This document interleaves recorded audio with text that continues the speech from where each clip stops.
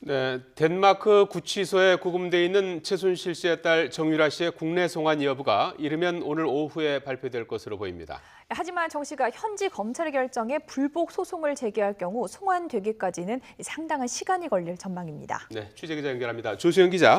네, 조수연입니다. 예, 지금 덴마크 검찰이 정유라 씨의 국내 송환 여부를 심사 중이라고 하는데요. 관련 발표가 임박했다고요? 네, 그렇습니다. 지금 덴마크 현지 시간은 새벽 4시를 지나고 있는데요. 덴마크 검찰은 이르면 오늘 오전 중, 우리 시간으로는 오늘 오후에 정유라 씨를 한국으로 송환하는 데 필요한 조건이 덴마크 법과 부합하는지에 대한 발표를 할 것으로 보입니다. 다만 기자회견 형식이 아닌 중앙검찰 홈페이지를 통해서 보도자료를 내는 방식이 될 것으로 예상되고 있는데요. 만약 최종 결론을 내리지 못했을 경우 추가 조사를 위한 조사 연장 계획을 발표할 가능성도 있습니다. 또 발표가 오늘 이루어지지 않을 경우에는 며칠 더 기다려봐야 할 텐데요. 정 씨의 구금 기한이 오는 30일입니다.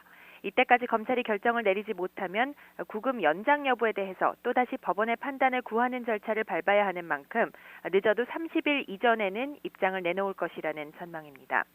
덴마크 검찰은 앞서 지난 6일 우리 특검으로부터 범죄인 인도 청구서를 공식 접수했고요. 지난주에는 정 씨에 대한 덴마크 경찰의 대면 조사 보고서도 전달받았습니다.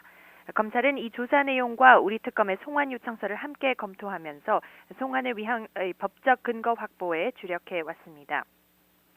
정유라 씨는 불법 외환 반출과 돈 세탁 개입 의혹, 삼성의 제3자 뇌물 제공 연루 의혹, 그리고 이화여대 부정 입학과 학사 특혜 의혹 등의 혐의를 받고 있습니다. 네, 그런데 덴마크 검찰이 송환 결정을 내리더라도 송환이 즉시 이루어지기는 어려울 거라는 관측이 많은데 왜 그런 건가요? 네, 정유라 씨가 현지에서 강제 송환 결정에 불복 소송을 제기할 수 있기 때문인데요. 최근까지도 자진 귀국 의사를 밝히지 않은 점을 고려하면 이 상황을 예상할 수 있겠습니다.